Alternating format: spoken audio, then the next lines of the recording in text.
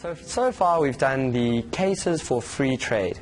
Those cases have been based around the fact that countries can gain from trade by being able to specialize, and when they specialize they can then swap that good for more of other goods in international trade. However, there are still a lot of barriers to international trade. Such barriers can include tariffs, which are imposed by one country upon all the other countries on goods that come into the country. These tariffs increase the price of those imports in the local market. So as those imports come through the border, they have to pay a tax which increases their price, so that in our market they're not as competitive and not as many people will buy those products. So tariffs are a very effective form of protection.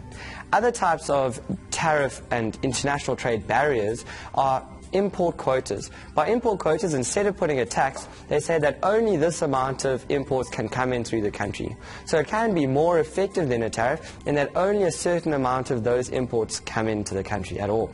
Other types of barriers to international trade can include non-tariff barriers. These are licenses which say that a certain type of product must have an almost unrealistic type of quality, or they have to meet unrealistic restrictions. So these restrictions are so high that those products can't even come into the country because they don't meet those standards.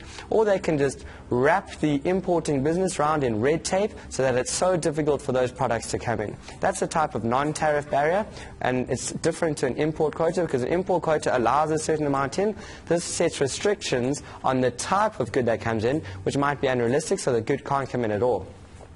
You also have voluntary export restrictions. These voluntary export restrictions are where you tell the country that's importing the good that unless they only import a certain amount, they're going to have been slapped with lots of high tariffs. So unless they restrict that importing quantity, the tariffs going to be imposed on that import are going to be extremely high, and they're not going to do well at all. So the country that's importing that good says, oh, okay, well, don't worry, we'll only import a certain amount. That's voluntary export restrictions. So these types of tariffs, import quotas, non-tariff barriers, and voluntary export restrictions are barriers to international trade.